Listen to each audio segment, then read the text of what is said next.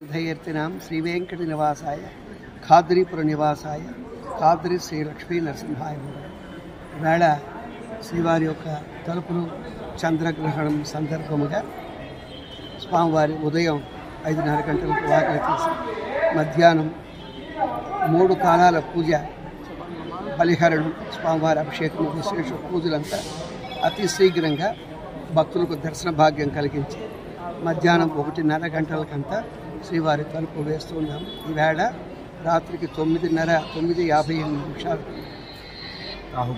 రాహుగ్రస్త చంద్రగ్రహణం సంపూర్ణంగా జరుగుతుంది. 3:59 సంపూర్ణ గ్రహణం జరుగుతుంది.